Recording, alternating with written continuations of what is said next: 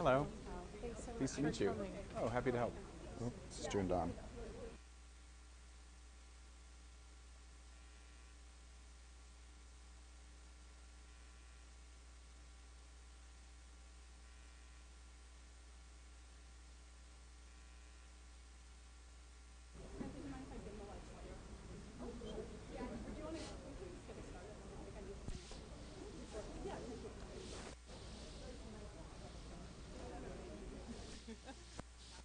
Okay.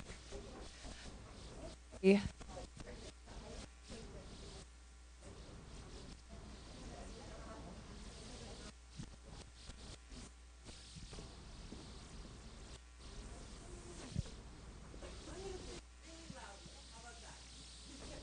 All right. Thank you for everyone who turned in assignment 2. If you have any questions about it, we're going to go over it as soon as we have our guest speaker for today. Today our guest speaker is Sandvig. He is a professor of mine over at the School of Information. He also has a joint appointment at the School of Communication. So that's one of the reasons we're so happy to have him today, because we have so many informatics or communication studies majors in here. I'll read a little bit of background about him and then let him go ahead and get started. So let's see. Christian Sandvig is an associate professor in the Department of Communication Studies, the School of Information, and the Institute for Social Research, specializing in the design and implications of internet infrastructure and social computing, especially the way that legal, social, and technical elements work together or don't work together to shape systems of communication like the internet. He received his PhD in communication from Stanford in 2002. He's been named a next generation leader in science and technology policy by the American Association for the Advancement of Science. He maintains a personal blog that I scrolled through this morning, pretty interesting, and contributes to the Huffington Post on communication topics. He's also a computer programmer with industry experience consulting for Fortune 500 companies, a regional government, and the San Francisco Bay Area. So, let's give him a round of applause and get started. Thank you very much. Is this mic on? Is it working? It's got a green light.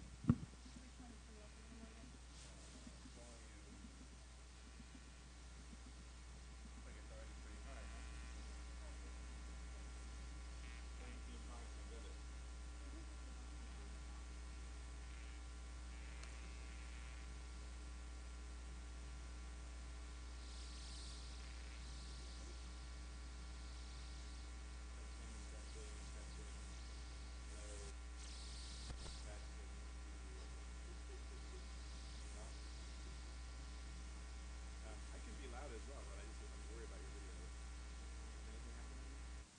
Nothing is happening.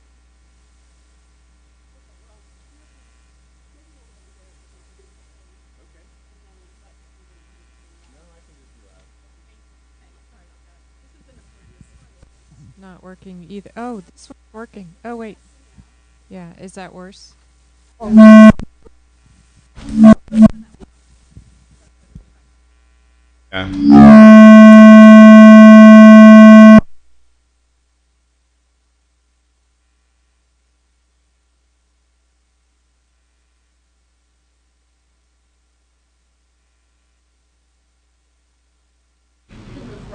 All right.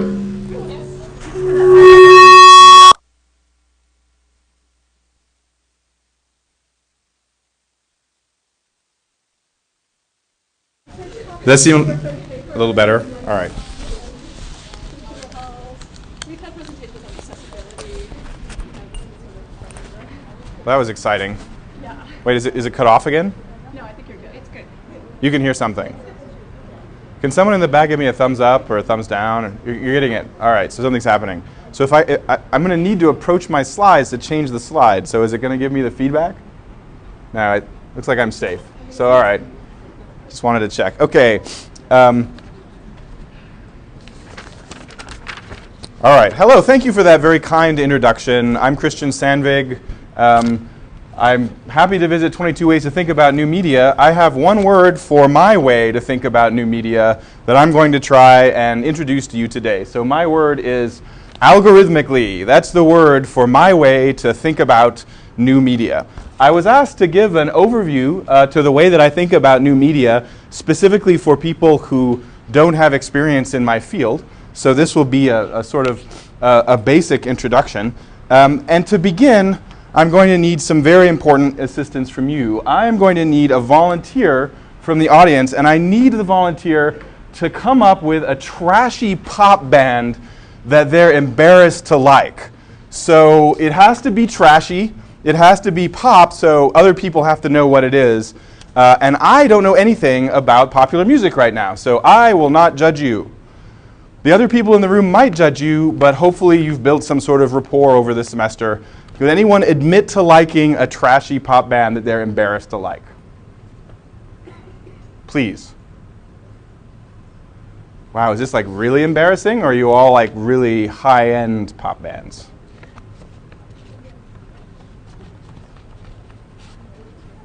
All right, well, will anyone lie so that I can move forward with the lecture and admit to liking a trashy pop band? Okay, thank you very much. One Direction. All right. Now, again, I don't know anything about popular music, but can we agree this is trashy? All right. And so it's embarrassing? Yeah. All right. Okay, great. So I asked for that question because it speaks to a central problem in the study of communication. And that problem is sort of how is it that we end up paying attention to what we pay attention to. So I guess One Direction is a popular band, right? Are there other people, not just you, that like it? All right, so it's a popular band, but it might not be very good in some people's opinion. So why is that? Is it just that tastes differ? So here's my question for you about this pop band. When I was younger, the kind of pop band that would be the equivalent to One Direction would be something like, I don't know, the Backstreet Boys or something, maybe. I don't know. That would be my equivalent for it. So my question for you is, do you think that there are other bands in existence that can do what One Direction does? Not necessarily exactly, but let's say you'd never heard of One Direction and there was another band and it was similar in many ways. Would you say that there are other things? So I'm getting some nods from people. Yes, this seems fair enough, right? So we're not talking about a singular musical genius where they are the leading light of their generation artistically. They have all the talent and no one else has it. No, we're talking about a band that could be somewhat interchangeable with other bands. So people who like music are well aware of the idea that there's this big supply of musical talent that's much larger than the musical talent that we pay attention to, right? So the reason that people like music enjoy going to, say, small concert venues or to see obscure artists is that you can often hear music that is very good, that you wouldn't necessarily hear if you were using your normal way of listening to music. Because there's a lot of people that have musical talent. So there are actually a lot of bands that are bad, but there's more bands that are good than we can pay attention to. You're not going to know this guy. His name is Hammond. And he's sometimes referred to as the most famous music producer or the most famous musical, sometimes called artist and repertoire agent of his generation. So this guy Hammond went through and he signed, just him, no one else. He discovered these people. Now I know that we're of different generation. This is before my generation. But still, I recognize these names. There are a lot of names on here that are incredibly successful musical artists. At least some of the people here are not trashy boy bands, I think. I would say that there's some talent on this list. But it's interesting that this one guy, Hammond, managed to get all of these acts signed. What a great job he did signing all these acts. And so some people say this about the people like Hammond that used to pick what kinds of bands were promoted. It's called the artist and repertoire, as I said, or the A&R agent. They sometimes spend their days going to clubs and shows, listening to bands, and deciding which bands to sign to a label. Now, Hammond signed all these fantastic bands to a label, right? But you have to ask, yes, these people are talented. Yes, he has an ear, maybe, for talent, or he has some skill that allows him to spot talent. But is there some way that he also gets to decide who is talented? Like, Is maybe one of two of these names not as talented as the others, and just by associating with him did they become popular? There are a bunch of sayings in the industry about this. They say that I'll make you a star is the most common thing said by the artist and repertoire agent before they sign a band, right? They also say things like, he really knows the taste of the public, or they say things like, he decides the taste of the public. This example is from popular music, but generally we could think of all of our communication as kind of working this way, where there's more communication out there, either more popular music or more conversation or more news or more movies or more television shows, than there are audience minutes on Earth to consume that music, especially in our current media system. I don't know if anyone knows this guy. His name is Ari Emanuel. He is sometimes referred to as the most, I guess, notorious Hollywood agent. There's a character based on him, also named Ari, in the HBO series Entourage. So Ari Emanuel is famous for making stars, in that he sees someone, he knows how to promote them through the industry, and then they become a star. It's not to say they don't have talent, but in Hollywood there's probably a lot of people that have talent, right? And so it's not clear exactly who gets to be the star, whereas the other people still have to be waiters and waitresses. This works for news, too. In fact, for news, it's maybe a more pressing problem. This is a picture of Joseph Pulitzer. Pulitzer said, extremely pompously, "The power to mold the future of the Republic is in the hands of journalists." So that's an interesting statement, because we think of journalists as reporting the news. They don't make news up, and so you would think that the power of the future of the Republic really had more to do with the events of the day and not the journalists who are just supposed to report the news. But of course, deciding what is news and what isn't news is a really difficult problem, and it's hard to say exactly that there's one right answer for it. Here's a graph for you. This is a Google Trends graph in which I've plotted over time the search interest on Google for three things: Kim Kardashian, Angelina Jolie, and famine. You'll notice that in a weighted index, which I didn't actually include, famine is effectively 0 compared to these other search terms. So a commentator and researcher at MIT named Ethan Zuckerman has posited that what we're looking at here in this graph is an interesting way to think about the way that we allocate our attention to media. He says that in the future, when we think about media, I think he was kidding, but I'm not sure. He says when we think about media, we should use a unit of attention that he refers to as the Kardashian. And he says the Kardashian is the unit of attention consumed by news about Kim Kardashian in one day. And he said by that, in this example, he said by that standard, events like a major famine in Somalia could be measured, and it would be measured as a micro Kardashian or a femto Kardashian or some extremely small unit of attention. He says that he chose Kardashian because Kardashian, so all right, again, I know nothing about popular culture. I had to look up who Kim Kardashian was. So I don't think that's the case for you. I used this example in another class, and everyone knew who Kim Kardashian was. So I'm assuming that's the case. You know who Kim Kardashian is, yeah. So Ethan Zuckerman says that Kardashian is interesting because Kardashian is now famous for being famous. He does things, well, they're news, but it's not particularly because of any special quality. Like it's not like, oh, this person is the most gifted pianist of 10 generations, right? It's just, this is a famous person and now they're famous and the things that they do are news. So he points this out because he's mad at the allocation of attention, at least in the world today. He says, you know, admittedly, it's very difficult to know how we should allocate our attention, but something seems wrong about this, right? So I know we don't read newspapers on paper anymore, but if we did, I'm sure I could fill that paper with terrible earth-shattering news about things like genocides, for example. I could probably fill the paper exclusively with genocide. There is a lot of genocide that goes on in the world, but we don't usually talk about it that much or think about it that much. Certain countries, when something happens in those countries, it's more likely to become news than things that happen in other countries. Some countries we never hear anything about.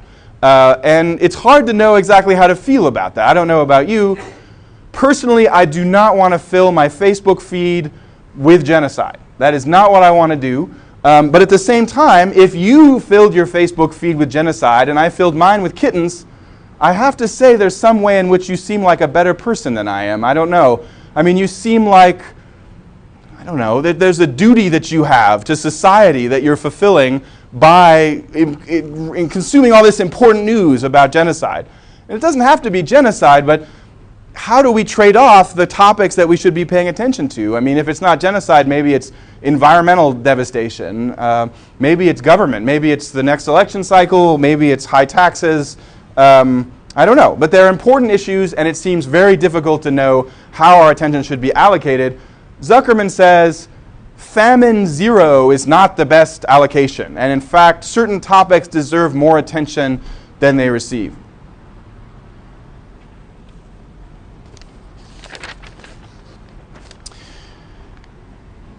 So one of the things that happened after the era of the people like Hammond and that I mentioned earlier is that the department, like the Artists and Repertoire Department and the Hollywood agent system, is in something of a transformation. It used to be that if you wanted to be big in music, if you wanted to be signed to Columbia or something like that, then you had to go through an A&R department. There were a few other exceptions, but generally speaking, you were scouted by a talent scout and you were found and they were promoted. But now most of the artists and repertoire agents are laid off. And there's a sense that that's not really how you become popular. That's not really how you get attention anymore. We have this feeling that today we get attention in a different way because we can all just go around and do whatever we want on the internet. So we can do things like promote our garage band on YouTube, and then that band might strike it big because people just look at it, right? And so there might be no Hammond involved. So we don't need someone like Hammond anymore. Maybe it would help to have Ari Emanuel be our agent in Hollywood, but again, maybe you could just produce your own films and you could put them out there, and then that, through some organic process of people selecting content that they like, would become something that people pay attention to. And that's really what I'm going to argue against for the rest of the time that we have together. I'm going to try and convince you that it seems very different today versus decades past, because we have a lot of choice when we go online. When we use new media, it seems like we can look at all kinds of things, and this should lead to some, maybe not fair system, but at least a different system than the one we had before, where we had these gatekeepers like Emmanuel and Hammond who decided what people pay attention to. So I'm going to try and convince you that something important is happening in this allocation of attention. I'm going to do that by going through a few examples. So you're going to help me with the first one. The first one involves you doing something on your laptop. So if you don't have your laptop, you can look over at your neighbor's laptop. It's not critical that everyone do it themselves. All right. So what we're going to do is a little risky, and it might not work, but I think it'll work. What I'd like you to do is I'd like you to go to www.google.com. I'm going to ask you to put in a certain search query, but you need to follow the directions exactly. So don't put it in until you hear the directions. It's important. All right, so go ahead and go to www.google.com. You should get a search box on there somewhere.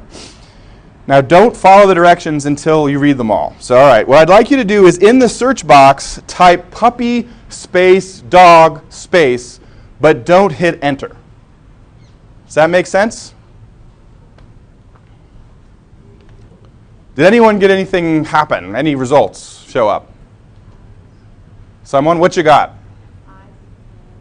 Eyes, puppy eyes. Oh, so that was like the little drop down on the search box gives you suggestions. So what's called auto suggest. What kind of suggestions did you get?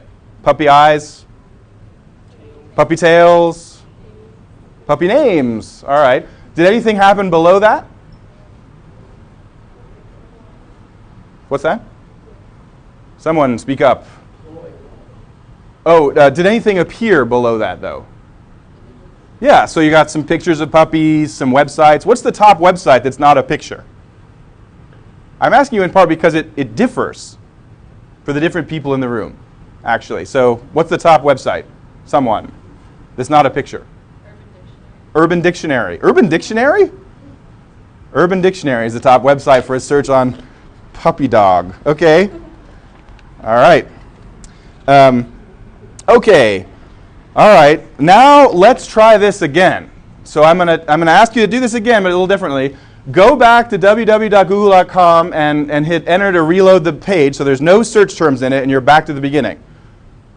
You know what I'm saying, right? Yeah. Now go ahead and do it again, but this time instead of the word puppy, I want you to use the word bitch. So bitch space dog space and don't hit enter. What did you get? Did you get any auto suggest? No auto suggest. All right. Did anything happen below it?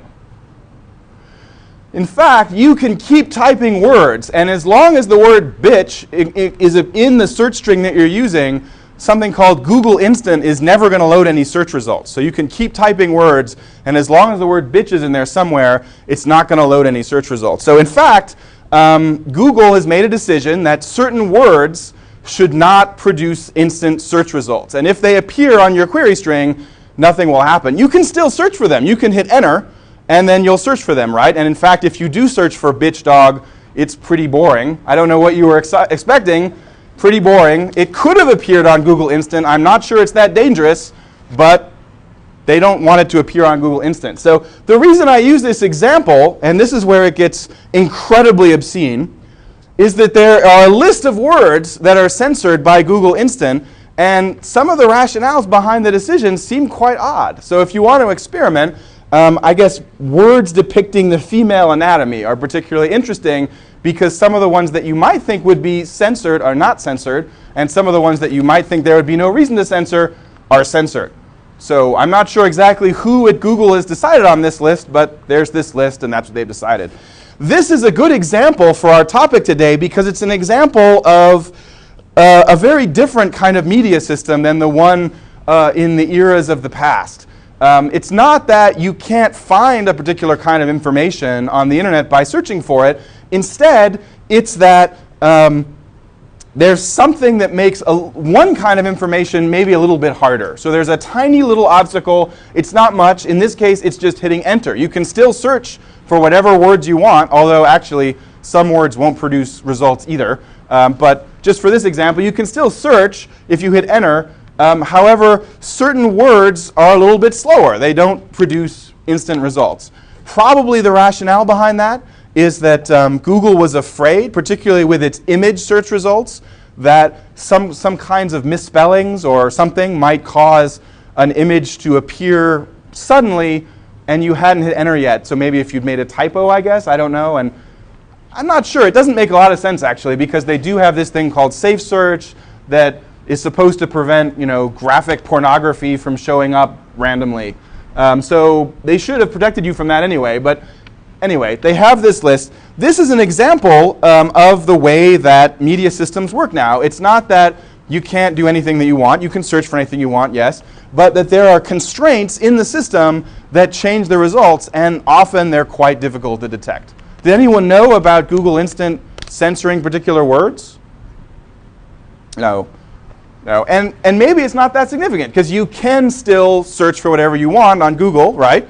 It just delays some searches over others. All right. Did anybody find any shocking things that were censored? I saw some of you typing furiously. I know you were doing something. All right, no one will say. Okay, well let's extrapolate from that example slightly to another example. So I'm guessing that all of you use Facebook. Or most of you. All of you? All of you? Maybe all of you. All right. What I'd like you to do, if you could you go to your Facebook news feed? So typically you would just go to facebook.com and sign in, and that would take you to the news feed. After you pull up the news feed, could you do me a favor and go to the upper left corner of your news feed and pull down this thing that says news feed, and whatever it's selected, it's probably top stories, change it to the other one. So it's probably top stories, and you'll change it to most recent. I should say that Facebook has a different user interface for different users. So if you're using, this is the most recent user interface, which I'm on, but some of you might have the last iteration. In that case, it would be over here, the button that changes. So, all right. And feel free to switch it back and forth. Does anybody see any big differences? First of all, does anybody have no difference? So they change it and the stories stay exactly the same. I'm doubting that. I think everyone will change.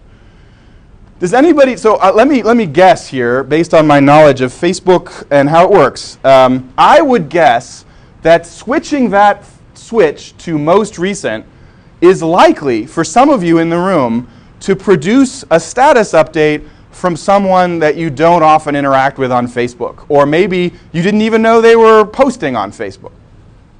Did anybody have that experience? I did this once and I got some in other languages. Anyone have that experience, or you're too shy? Yeah, just raise your hand. I'm not going to call on you and humiliate you a lot. So we have maybe 8 people, I would say, raise their hand. All right, so I don't want to make this a status game, right? But will anyone tell me how many friends they have on Facebook?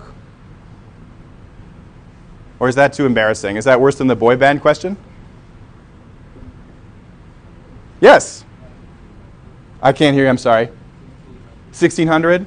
Yeah, and that's the kind of number I would expect for a college student. The number of average friends has been going up every year. It's typically in the hundreds. College student, might be a little lower than that, but I don't know. Anyone else? Their number? Huh? 400 and something, right? Other people? Any big differences? Anyone have like 2 friends or anything? You don't want to say. All right, that's fine. I withdraw the question. Okay, so let's just do a little math here, right? Let's say you have 400 friends. These 400 friends, they're not all using Facebook, but probably some of them post status updates sometimes. What do you think happens to that material, right? Because we know that let's say, I don't know, only 10% of them are actually using Facebook actively. Well, that's still 40 people using it actively, and if they post once a day, that's probably more Facebook than you read. Of course, it depends on how much you read, but many people do not spend huge amounts of time reading Facebook. They kind of skim through it. Just from some simple math, we know that a lot more content is put into Facebook than can possibly be taken out. So, right, let's say you put a status update on Facebook and it gets no likes, no thumbs. What conclusion would you come to? Well, before I learned about this, thought that people didn't like me. Or they didn't like my post, or my post wasn't interesting, right? But actually, another explanation is that nobody saw it, because a lot more information is put in than can ever be taken out. Facebook filters almost everyone's news feed basis of top stories. You can switch it to most recent if you want, but after a little while, Facebook will switch it back. So go ahead and switch it if you want. It'll get switched back. And what Facebook is doing there is it's making a decision for you to put some things at the top, and it's probably doing it on some level in your best interest. I don't know. Did anybody find that they liked it better when they were on most recent? I like most recent way better, actually, but maybe it's just me. I find that Facebook does a terrible job of curating my friends. So Facebook has, oh, no, that's not what I'm talking about right now. Sorry.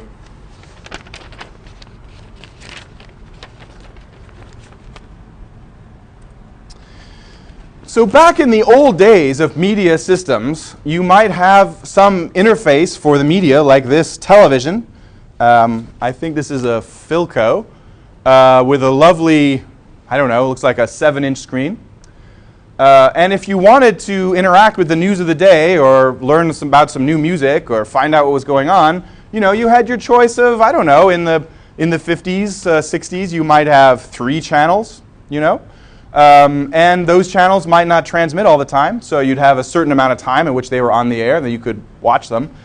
Now, that's a pretty constrained pipe, right? I mean, that means that really, if you're watching television, and television has been popular for many decades, everyone's pretty much watching the same thing. Like, yes, you could be watching one of the channels or another one, but there's not a huge amount of choice out there. And so there's this narrow pathway that information has to pass through to get to you if you're using television.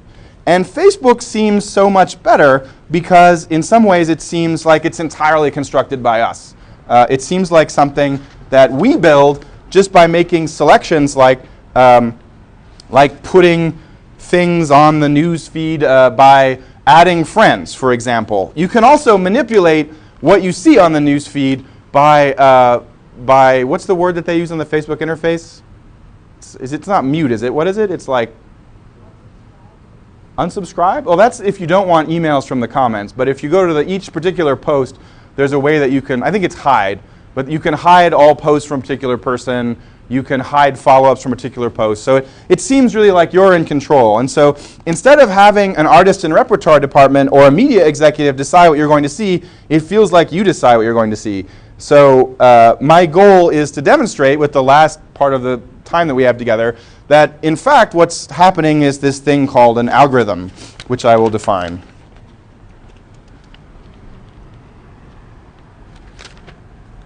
This isn't an important algorithm. This is actually an artwork. Oh, don't do that.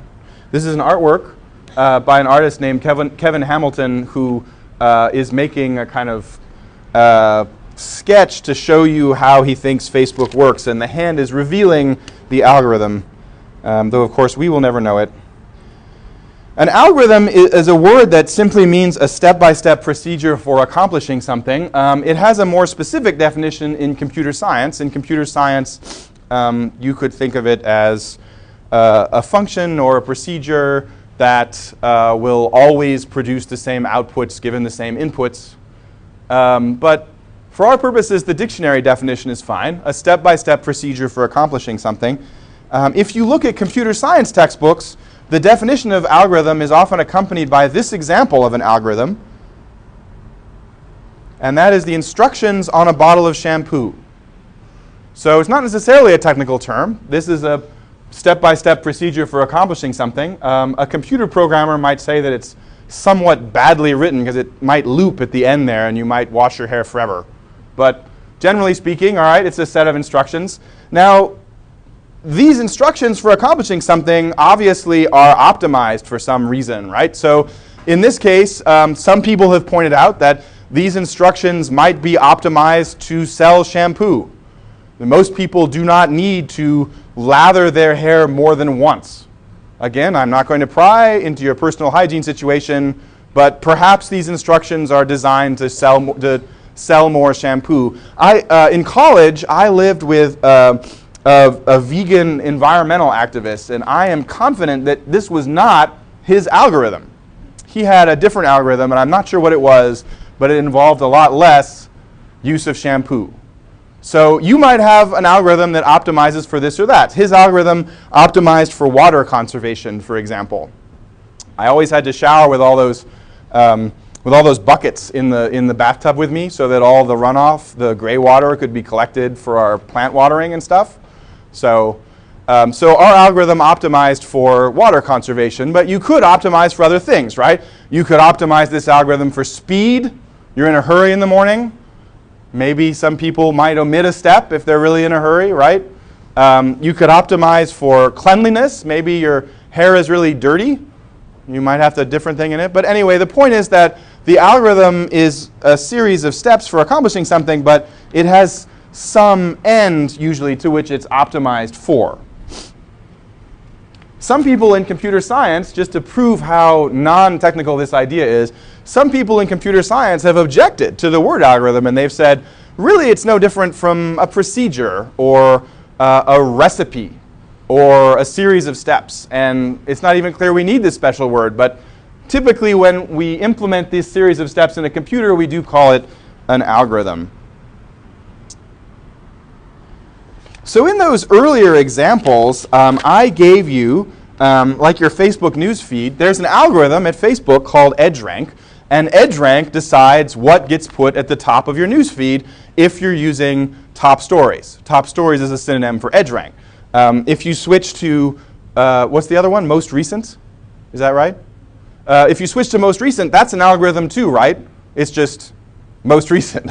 Like put the one that's the most recent at the top. Like that's the algorithm. So there's always an algorithm, but the point is that most of our experience of media is now changing so that what gets put in front of us is decided by some algorithm. So it might seem like, hey, the internet is great and I can decide to do whatever I want and I can look at anything I want. But in fact, a lot of what's put in front of us is decided by an algorithm. I'll give you a couple other examples. Here's an example. About 10 years ago, when a technology called geolocation started to become viable on the internet, that's a technology where someone who's operating a website can detect with reasonable accuracy where you are when you're browsing the website. Now, they can't get your address exactly, but they can probably get your city. If not, they can probably get your county. So when that technology first became viable about 10 years ago, one of the early clients of the technology were political parties in the United States. And one of the things that they did is they didn't have a lot of data about the people visiting their website because you didn't have to sign into anything to visit a political party website. It's just a website. They didn't have a lot of data about the people who were visiting, but they said, well, this geolocation technology seems pretty great. One of the uses of it was that the Republican Party in the United States decided that they would use an algorithm to determine the order in which things appeared on their website's homepage. And I don't know the entire algorithm, but a political scientist named Phil Howard reverse engineered it to the point where he figured out that one part of the algorithm was that they said, well, if you are from a southern state, we're going to put our platform item on gun rights and abortion at the top. And if you're from a northern state, we're not going to show that. It's still going to be on the website, but there'll be a few clicks to get to it, right? Now that's pretty crude. I mean, I don't think it's true that everyone in the north loves abortion and everyone in the south, you know, wants more guns. Like, that's a pretty crude way to personalize content. But still, apparently it did something for them. They were willing to pay for that technology. My point to you is that since then, this technology has become more and more sophisticated such that most of your experience online is computed using some sort of algorithm, like a step-by-step procedure. Those of you who are paying a lot of attention at the beginning might say, well, but who cares? I mean, after all, don't you think those television executives had an algorithm? I mean, maybe they didn't call it an algorithm, but don't you think they had a procedure of some kind? I mean, they did something over and over again, right? So it's not like they were doing a great job necessarily. It's not like it's more fair to have some, you know, weird-looking old guy decide what music is popular versus a formula. And that's true, but there are some features of the algorithm that make it quite different from what came before, as I'll try to elaborate in this next section. So let me give you another algorithm example.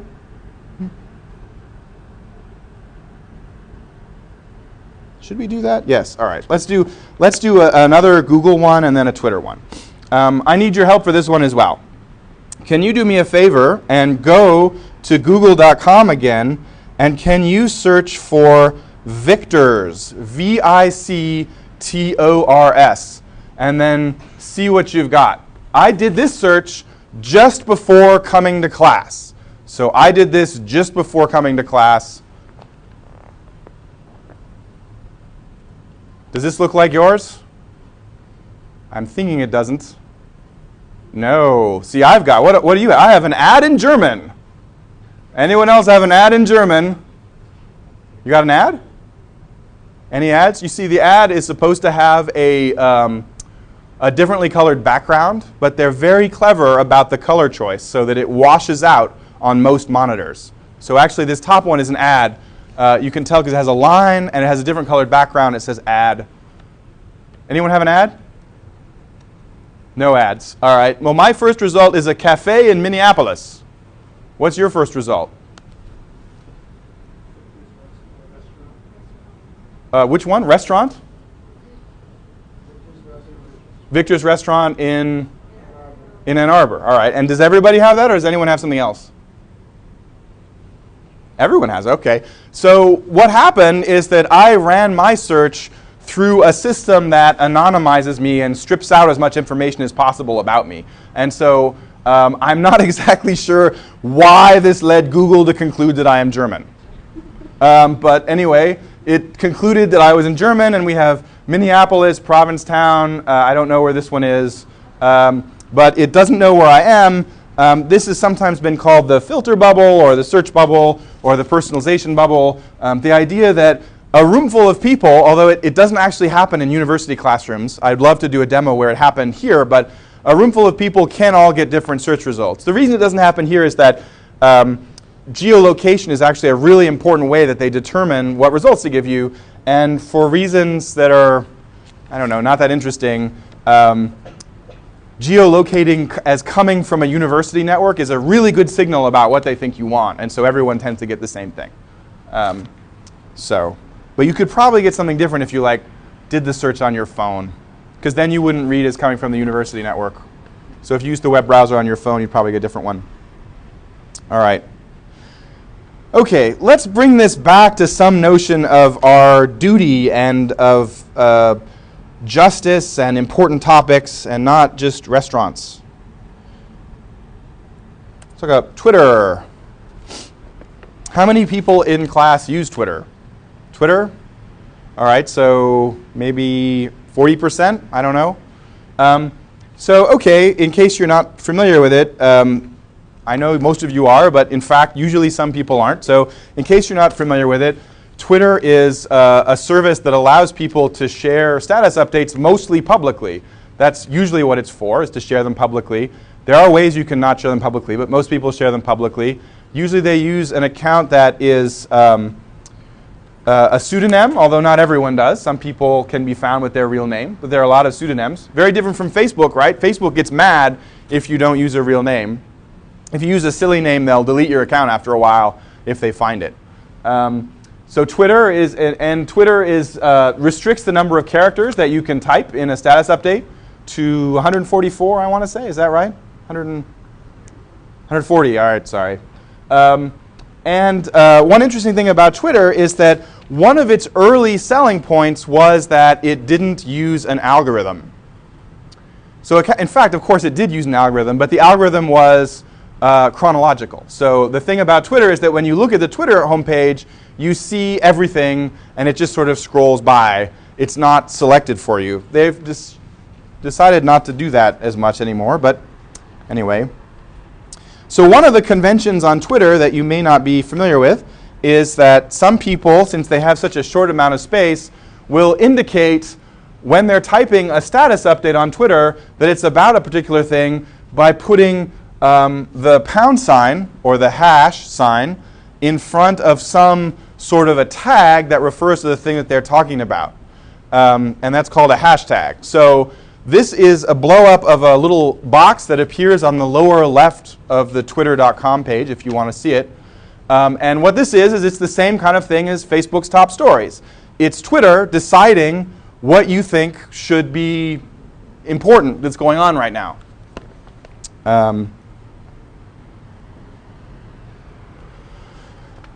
Twitter used to do this by location.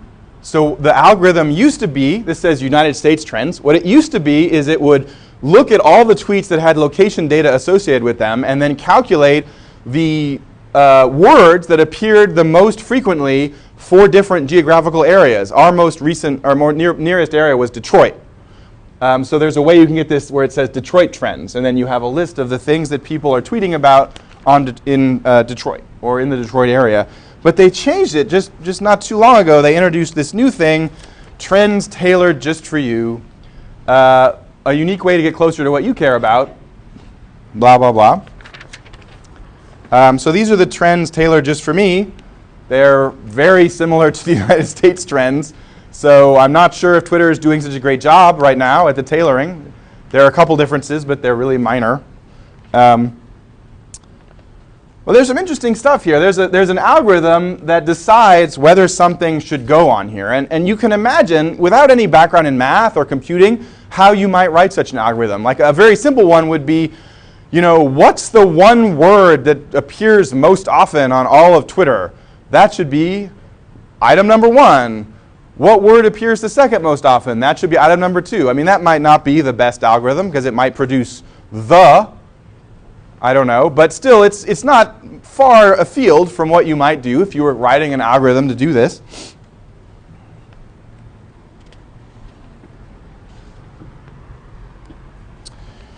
Last November, the Black Student Union at the University of Michigan started a hashtag campaign where they all got together starting, I believe, on November 20th, and they decided that everyone in the Black Student Union and their friends should tweet using the hashtag #BBUM, which stands for Being Black at the University of Michigan, and that they should all start at 11 o'clock, I believe, in the morning. Now, these are the kinds of things that they posted. I'm black and I go to U of M, I must be from Detroit. Or being the only black person in class and having other races look at you to be the spokesperson whenever black history is brought up. Or smiling at people of a different race and they look away. So one interesting thing about this is many of these things that the members of the Black Student Union posted were the same things that they had already written on giant signs and stood in front of the regents meeting holding the signs, right? So they had already been out there in a different medium, but they put them on Twitter.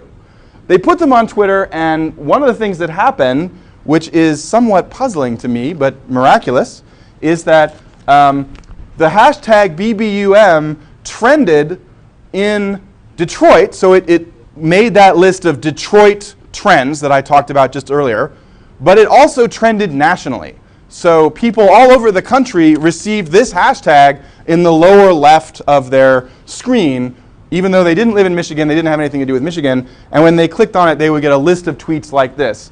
Now, we have faculty at the School of Information that consult for Twitter, that write algorithms like this. I'm not one of them, but in consultation with these faculty, we are not really sure how this happened, because on the one hand, it's not clear that BBUM is nationally relevant, right? It does seem to be of a fairly local interest. It includes UM.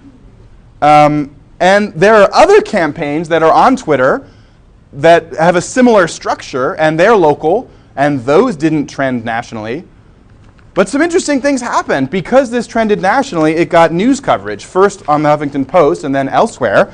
And then the university responded remarkably. I think they responded within 24 hours of the campaign. Now, you could argue they would have responded anyway, but my suspicion is it probably meant something to them that this was trending nationally. So some of these tweets did things like they referenced the University of Michigan's recruiting materials for the school, and they said, this isn't what it's really like here. And so the fact that this was trending nationally might have been seen as, whoa, the university's thinking like, oh my gosh, we really have to do something. And so as an outsider following this from the news coverage, I was shocked by the degree to which there seemed to be at least noise about the university responding to this in some way, even though the same messages had been posted on signs and held at rallies, and nothing happened. So the fact that it trended nationally seemed to produce at least some response. The student was invited to address the regents meeting, I believe. The provost issued a statement. It was front page in the student newspaper. And subsequently, there were things like there were panels on news shows where students from the University of Michigan and UCLA were invited to talk about what life was like at their institutions. So, but this brings us back to the question, what counts as national news? I mean, I think you could make an argument that this does count as national news, that perhaps there's something important going on, particularly in college campuses in California and Michigan, because they're a sort of hotbed of the affirmative action debate, and that this sort of the campus climate around race is national news. But how exactly did this trend? I'm not sure. My colleagues who specialize in Twitter and Twitter algorithms tell me that one of the ways that Twitter determines what counts as a trend is the rate of growth, and that the rate of growth is much more important than the volume. So it might be that everyone is talking about a particular thing, but if everyone is talking about that thing more or less at the same rate, it will not trend. So Twitter was heavily criticized a couple of years ago because it never listed hashtag OWS as a trend. Anyone know what hashtag OWS stands for? You can do it. Occupy Wall Street, that's right. So according to Twitter, or Twitter's algorithm, being black at the University of Michigan is national news. Occupy Wall Street is not national news. Why is that? Well, it's because probably of this idea that the rate at which something is growing is the determining variable in the equation. So it might be that.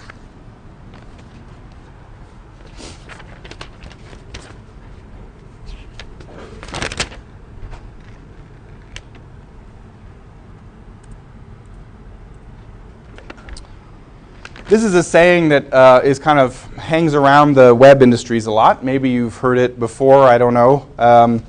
The saying is that when something online is free, you're not the customer, you're the product. This is, of course, true of all media that are supported by advertising. It's not just true of new media, but it's worth revisiting in the context of new media because of the way that these algorithms have a relationship to data that are collected about us. So, for example, if you wanted to get something on television, there are all kinds of things that you can't get on television. And you might be able to guess what those are, right? I mean, you know that there's some obscenity rules, so you can't get things that are obscene on television, but you can get them on the internet. But there's actually all kinds of things that don't get onto television.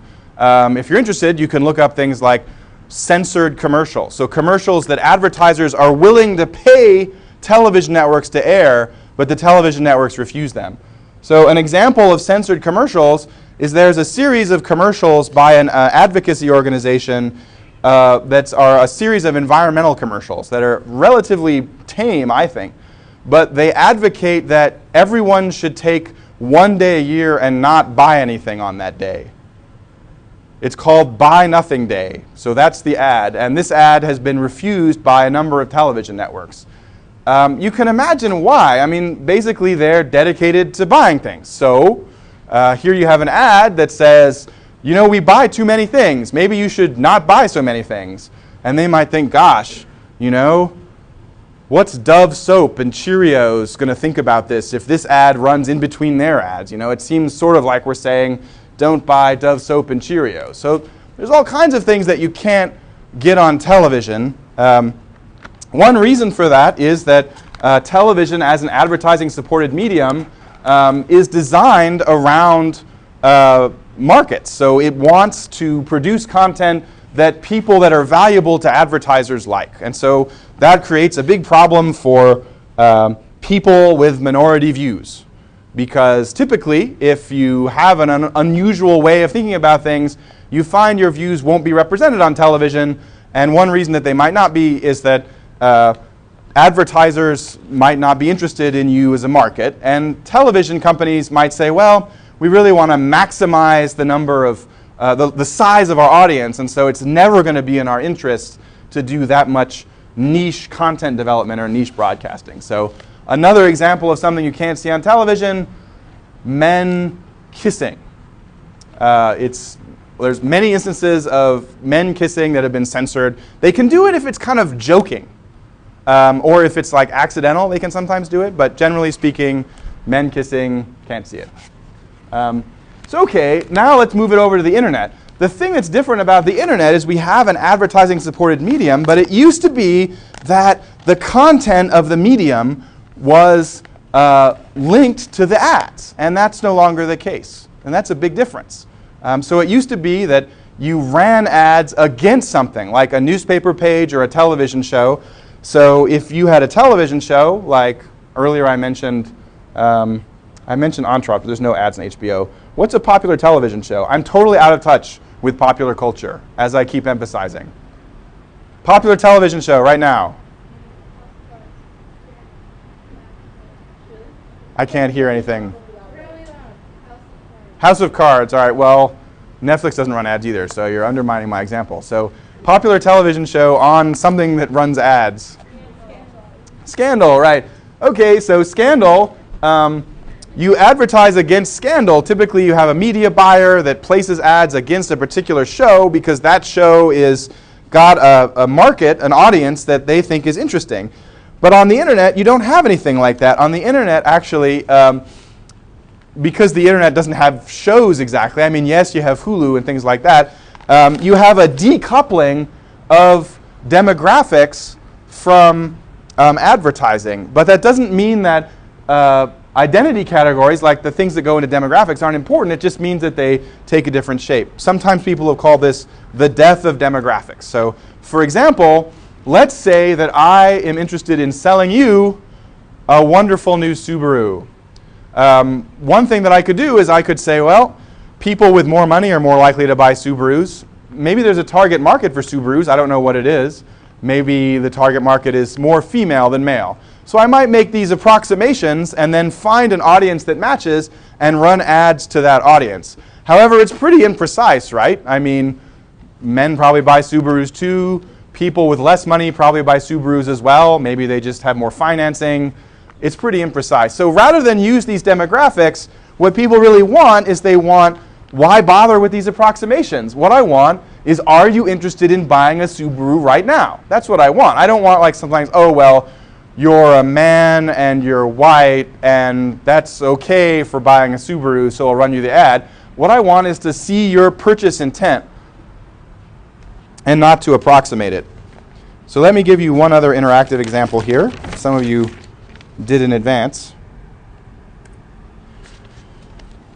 You might have to sign into your Google account and then go to this link. I am not sure. So it might work, but you might have to sign into your Google account. If you go without signing in, there's probably a sign-in button that you can use for it. So this is your preferences page for Google. I think I pulled mine up, but I don't remember. But if you scroll down on the preferences page for your Google account, there's a place, and it's 2 columns. It's on the right column, and it says interests. And it has AdWords interests. Do people see that? Is this working? People got to AdWords interests? Yes, we have some nods, AdWords interests. All right. So this is not a view inside Google's algorithm. Google owns AdWords, by the way. It's the largest advertising network on the internet. But it is a sort of a tiny little slice of it. So this shows decisions or judgments that have been made about you by Google's advertising placement algorithm. So these are the things that Google thinks you will be interested in advertising about right now. And they're very volatile. So they will actually change as you browse the web. So you can browse the web in another window and they will change. They're not like demographics that stay around for a long time. In fact, they usually have a 2-week lifespan at most. I was quite appalled by how totally inaccurate they were, which somewhat undermines my point in this lecture. So at different times, for example, depending on if you have a Google Plus account, your gender might change, your age goes up and down. Does anyone have anything interesting that they think is wrong on their list? I had hygiene, and I want to object to that because I am no more interested in hygiene than the average person. I do not see myself as really interested in hygiene. Does anyone have anything that they were surprised to find on that list? Someone else asked hygiene. They're trying to send us a message. Uh-huh. Dishwashers. All right. And that's not accurate. No. Uh-huh. What equipment? Agricultural equipment. And you're not interested in agricultural equipment. No. Uh-huh. Shooter games. Okay. All right. So maybe they haven't gotten all the kinks out yet. Does anybody have anything that's really accurate? Spookily accurate? Anyone want to confess one that they think is quite accurate? I have Houston. I'm from Houston. Houston. Other hands? Yeah? What was it? Liverpool? Uh-huh. Uh-huh. Sports in the back? Or action adventure films with the hat? Desserts and what? And baked goods. All right, desserts and baked goods, right. Okay. Now, I'm drawing my remarks to a close so you can get to the other business that you have for the class. But I want to do that by kind of tying this back to my main point for you here. I'll use advertising to do that. This kind of stuff is interesting in part for the reasons I started out the lecture with, because I started the lecture with the idea that we know there's a lot more stuff out there than we can possibly pay attention to. So there has to be some mechanism for sorting it. Sometimes that's called gatekeeping and showing us only some of it. The internet appears much better than television because it seems like you're in control of everything. You know, you can choose what friends you have on Facebook, therefore it seems like you choose what comes on your news feed. Similarly, you can go to any website you want, so it seems like you get to decide what you're looking at. You can search for any search term you want. However, my argument to you is that there's actually an apparatus that filters your attention and shapes it. And maybe it's not as strict as that television executive who says, your band's not going to make it, and your band is going to make it. I wasn't pointing at anyone in particular. But still, it's there. You know, maybe it's because you have to wait a little longer to get your search results, or something appears at the bottom instead of the top, or you know, the gun control plank is several clicks away instead of on the home page. And there are interesting feedbacks, right? We know that it's not just that someone or some mechanism is deciding who gets to be popular or who gets attention. It's also that there's a way that getting some attention leads to more attention and has repercussions, right? So this is the Kardashian phenomenon of being famous for being famous. This was an illustration in the article that I sent to the instructors for today's topic, which I liked. It's an illustration from the Atlantic Monthly, and it's actually a Works Progress Administration public domain photograph of the Depression that's famous. But anyway, it says, based on their browsing history, these kids won't see ads for colleges.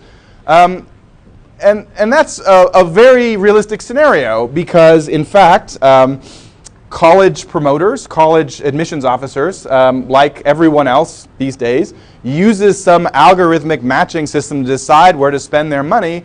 And these kinds of algorithmic matching systems identify likely audiences for them.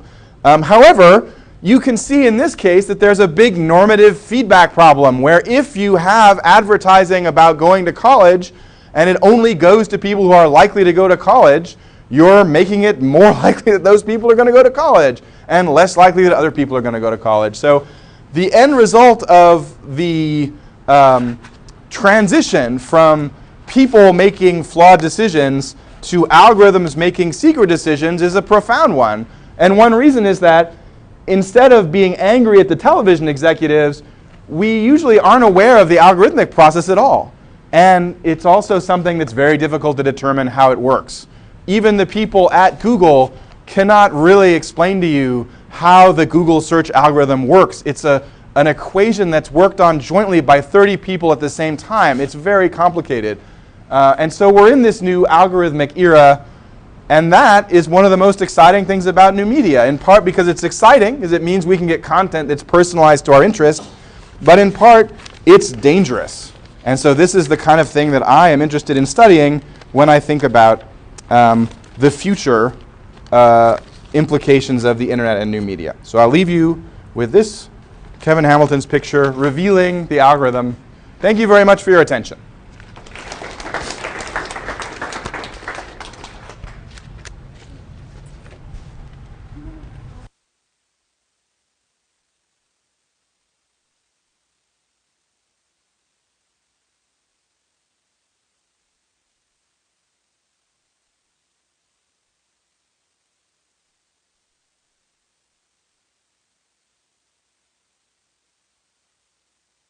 Okay, hello. So that was really interesting. Professor Sandvig has to run, but I think if you have questions for him, you could put them in the response form in the additional comments, and we can pass them along. And, you know, if there's some that a few people have, you know, he might send us some responses, Actually, maybe. your excellent graduate student instructor will answer all of the questions. Perfect. Samantha probably could answer a lot of questions for you, being in Professor Sandvig's class right now.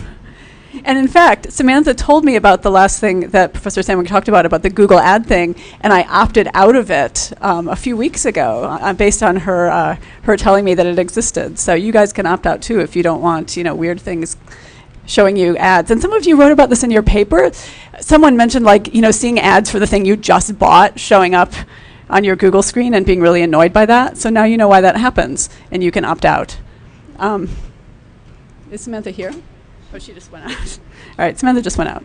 So, yeah, so when she gets back, if you guys have some questions, Samantha could probably take some of them, and we may be able to also. But in the meantime, we have a few other things on the agenda that we wanted to talk to you about. Can you just keep 3 of those, like one for each of us?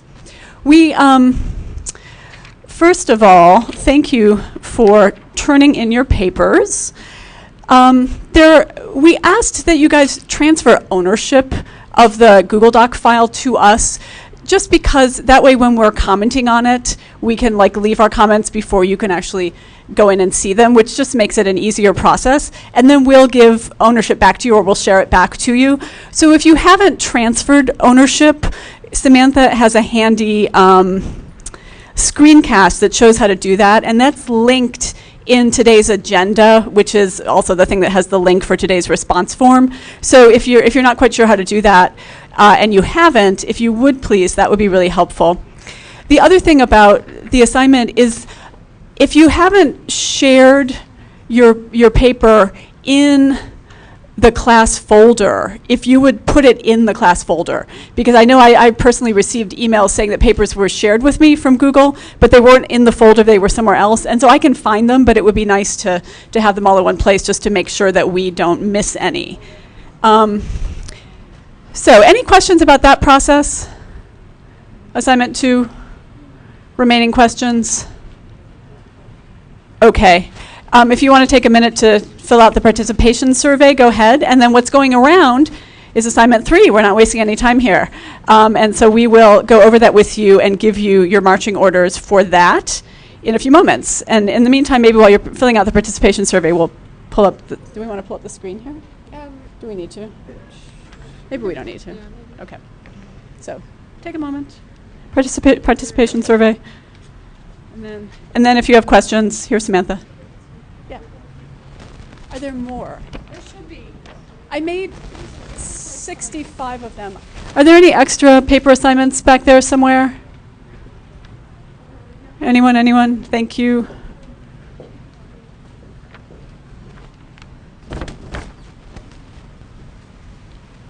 you want to see if they have any questions?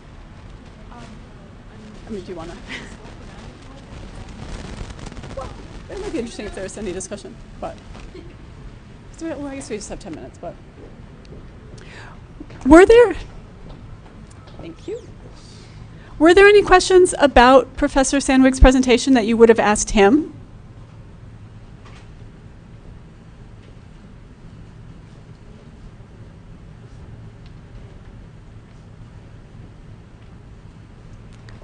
Is that a no? Whether there. Yeah, do you have any questions about the presentation we just heard?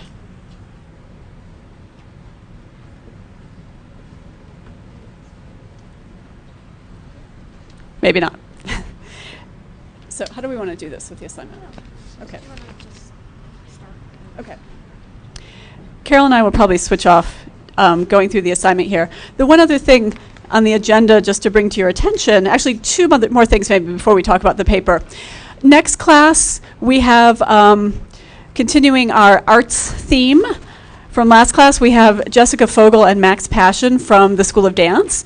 And thanks to those of you who submitted your landscape and object photos to the email address from Max Passion. And apparently, she is going to choreograph some dance based on those photos and film herself. And that'll be part of the presentation in class on Wednesday. So that should be kind of awesome, I think. I'm pretty psyched about it. And the readings, which are, again, some links to some dance clips and some information about Merce Cunningham, who is a choreographer and some other things are in the readings folder on C-Tools, so you can take a look at those before class. And then also, starting this new assignment, we're shifting up the blog groups.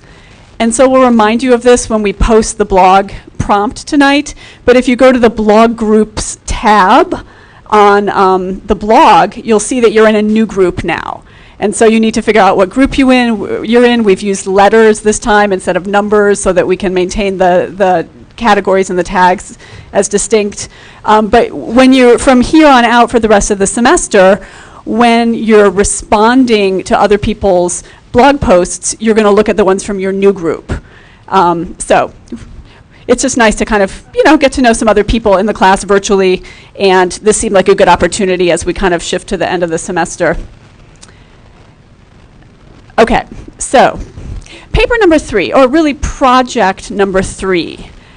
We started previewing this with blog prompt 6, which was asking you to think about how media works in a field of interest for you, and there are a lot of pretty interesting responses up there, so I certainly encourage you to go back and reread your blog prompt 6 to remind yourself of what you were thinking. But this project is designed to do the work of these sophomore initiative classes and to get you thinking harder, more deeply, more analytically about your field of interest, whether academic interest or future professional interest, if you already have a sense of where that's going, through the lens of the topic of this class, which, of course, is new media. And what we would like you to do, which seems appropriate in a class on new media, is that you use some media. And so this is a multimedia project that you'll be creating. And we're going to be giving you more information as we go along. But just to get started, we would like you, for our section meeting a week from today, to have done a first draft of this design plan. And there's instructions here. What we want you to do is copy this in Google. It's up on the Google Drive. And have one that's your own, that you're filling in stuff for. And you're going to start brainstorming, and we're going to have another blog prompt about that today. What's an area that new media, or new technologies, right? So it doesn't just have to be media like a software platform. It could be a technology like, what's a technology? Or a software, probably more like a database, a thing that, collects feedback and produces interesting graphs. So it could be something like that, or it could be a new, a social media form like Twitter or blogging or whatever. It may be any number of things, but we want you guys to start thinking about, learning about what's going on in your area of interest. And some of you have already been doing that, and some of you, I think, have a pretty good sense of it. I think others of you, it's still kind of fuzzy. So now's the time to start casting your net around a little bit, and, maybe talking to some of your professors, maybe kind of, looking at what's being advertised in your department on the website. So starting to just kind of notice, what is it that people are doing in this field? Doing some Google searches, right? There are various ways to start to find information.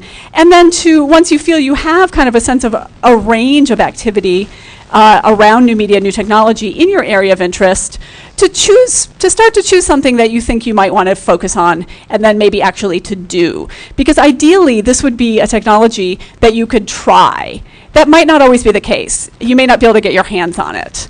But for instance, if you were in kinesiology and you were really interested in analyzing motion, you could go to the motion capture studio up on North Campus and play around with it, right? And just kind of see what it feels like to use that technology, even if you can't yet, probably do the kind of research that someone like Melissa Grossman was showing. And so there's several little examples here, and these are really scratching the surface, but they're ones that we just kind of came up with pretty quickly. So there's probably millions of them. Well, there's at least thousands. There may be millions.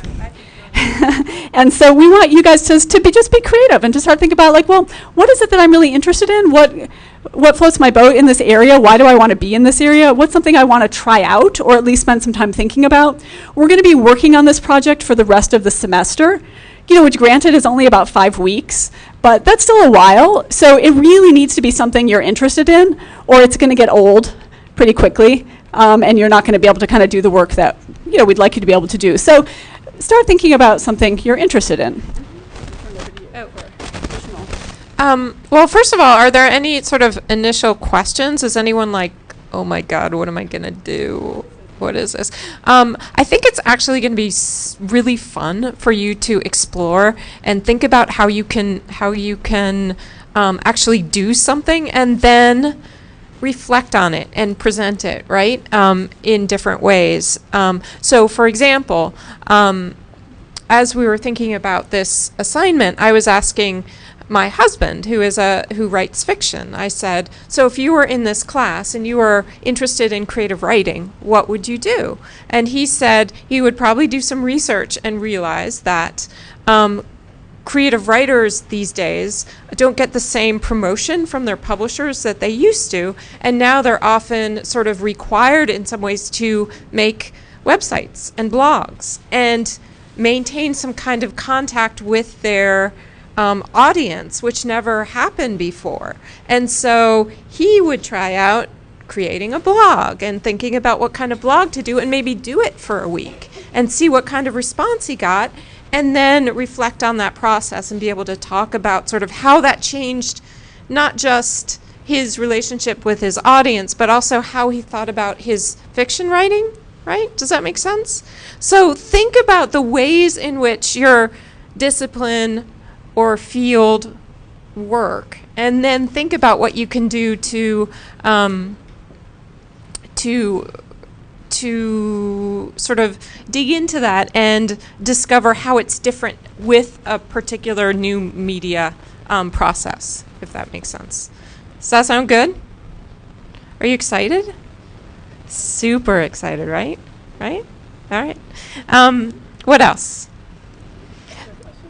If there are questions, please come up to us. We're going to spend the whole discussion section a week from today on the assignments, but we wanted to kind of give you a heads up because the semester is going to go by really, really fast. So have a good afternoon. See you Wednesday here.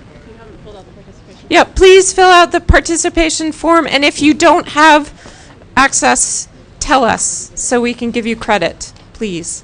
Thank you. Switch at the top there.